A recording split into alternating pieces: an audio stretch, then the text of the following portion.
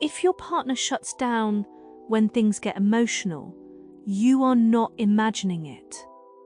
There is a pattern running inside them that was built long before you arrived.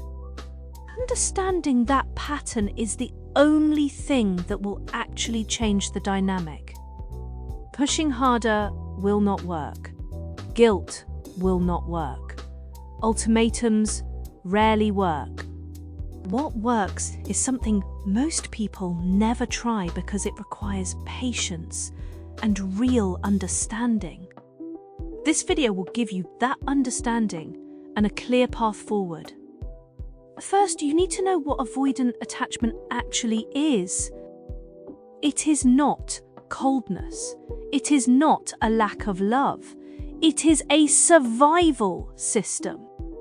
At some point in their past, closeness came with pain, disappointment, or emotional overwhelm. So their nervous system learnt to associate intimacy with danger. When you come close emotionally, their system does not feel love. It feels threat. That is not a choice they are making. It is an automatic response running beneath conscious thought. When you understand that, everything shifts. You stop taking the shutdown personally. You start seeing the mechanism. And when you see the mechanism, you can work with it instead of against it. The first thing you must do is stop making opening up feel high stakes. Avoidant people are hyper-aware of pressure. They can feel it before you even speak. When a conversation carries emotional weight, they brace, they retreat, they go quiet. So the goal is to lower the temperature before anything real can happen.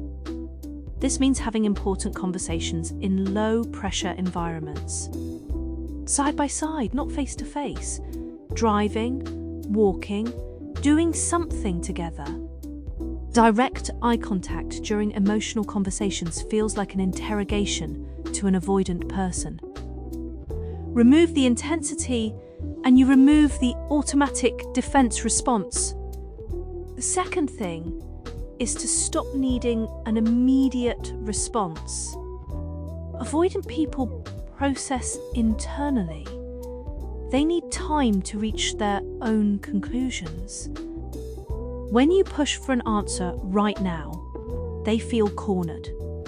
Cornered people do not open up. Ask the question. Let it land. Then give them actual space to return to it. This is uncomfortable for anxious partners, but it is the only way through. The third thing is to regulate your own emotional state first.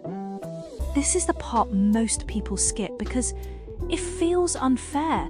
Why should you have to manage yourself when they are the ones shutting down? Because their nervous system reads yours. If you are dysregulated, they will feel it and go further inward. When you approach with calm, you give their nervous system permission to lower its guard. You become a safe signal instead of a threat signal. This is not about suppressing your feelings. It is about choosing the right moment and the right state. The fourth thing is to never punish them for the small attempts they do make. An avoidant person who shares something small is taking a real risk for them. If you respond with more questions, more pressure, or visible frustration, they will not try again. When they open even slightly, receive it fully. Keep your reaction steady and warm. That moment of safety becomes a memory their nervous system stores. Over time, those memories begin to rewrite the association between closeness and danger. The fifth thing is to become consistent, not occasionally safe, consistently safe. Avoidant people are waiting for the other shoe to drop. They expect disappointment. Their past taught them that people who seem safe eventually become unsafe. Your consistency over time is the only thing that will challenge that belief at a deep level. One good conversation does not undo years of protective wiring, but months of consistency can. The sixth thing is to share your own vulnerability first and without expectation. When you share something real about yourself, without demanding they match it, something shifts. It models what opening up looks like without creating pressure to reciprocate immediately. Over time, they begin to feel that vulnerability is survivable, that it does not always lead to pain. You are showing them through lived experience what they could not learn before. The seventh thing is to clearly separate your needs from your demands. There is a difference between saying, "I need more emotional connection," and saying, "You need to open up right now." One expresses your truth, the other creates pressure and shuts the door. Express your needs honestly, calmly, and without an attached ultimatum. Avoidant people can respond to honesty. They cannot respond well to coercion. Now, there are signs that what you are doing is working. They begin to bring things to you without being asked. They start to stay present during hard conversations instead of shutting completely down. They begin to repair after conflict rather than going silent for days. They start to tolerate closeness for longer without pulling away immediately after. These are not dramatic moments, they are quiet shifts, but they are real. There are also signs that something more serious needs to be addressed.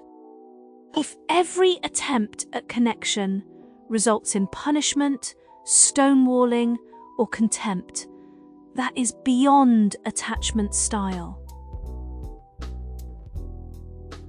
If they show no awareness of the pattern and no willingness to engage with it at all, that matters.